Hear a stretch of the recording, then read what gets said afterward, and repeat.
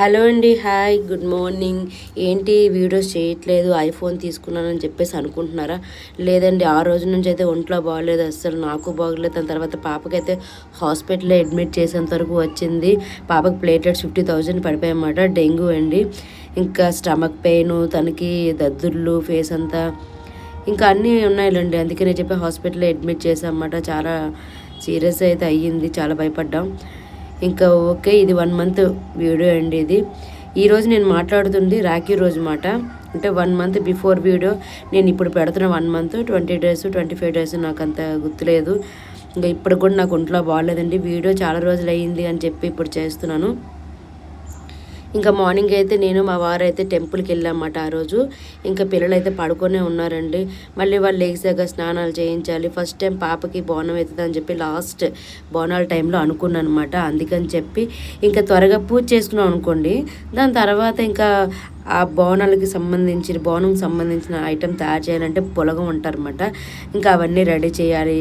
అందుకని కోడిని కూడా కట్ చేస్తాం అన్నమాట. ఇవన్నీ అవ్వాలి అంటే మార్నింగ్ పూజ లేట్ అయిపోతుంది. అందుకని చెప్పి ఫస్ట్ మన ఇద్దరు పూజ చేసుకుని వచ్చేద్దాం అని చెప్పి నేను మా వారైతే పూజ చేసుకున్నామండి.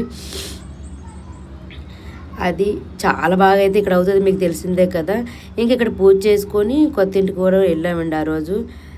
ఇంకా లాస్ట్ ఇయర్ అయితే మా బావగారు చనిపోవడం వల్ల మేము అది చేసుకోలేదు బోనం. ఈసారి అయితే పాపకు బోనం ఎత్తాను, కానీ వీడియోలో రాలేదండి. ఎందుకు అంటే కొత్త సెల్ కదా, నాకు ఫస్ట్ టైం ఆ రోజు వీడియో లాస్ట్ అయిపోయింది అన్నమాట. మళ్ళీ దాని తర్వాత కంటిన్యూ ఎలా చేయాలో నాకు తెలియక ఫొటోస్ అయితే తీశాను. ఎందుకంటే వీడియో ఉందో లేదో కూడా నాకు అది తెలియలేదు. అందుకని చెప్పి ఫొటోస్ తీశాను. దాని తర్వాత తెలిసింది ఇది డ్రాఫ్ట్లోకి వెళ్ళిపోయింది అని చెప్పేసి. అందుకని చెప్పి మళ్ళీ సరే చేద్దామనే సరికల్లా నాకు ఒంట్లో బాగాలేదన్నమాట. అందుకని చెప్పి చేయడం అవ్వలేదు. ఇంకా నెక్స్ట్ ఈరోజు రాఖీ అని చెప్పాను కదా, లాస్ట్ వీక్ వరలక్ష్మి వ్రతం కూడా చేయలేదండి నేను. ఎందుకంటే నాకు అప్పటికి కూడా పాపకి హాస్పిటల్లో అడ్మిట్ అయ్యింది, నాకు కూడా బాగోలేదు. ఇంకా అందుకని చెప్పి ఈరోజు రాఖీ రోజు కదా, నెక్స్ట్ వీడియో రాఖీది కూడా వస్తుందండి, మీకు చూద్దురు. అది క్లారిటీ ఎలా ఉందో కూడా చెప్పండి. ఇంత అమౌంట్ పెట్టి కొనుక్కున్నాను కానీ ఒక వీడియో చేయలేదు, 1 పైసా కూడా కట్టలేదు. నేను ఈఎంఐ ద్వారా తీసుకున్నానండి.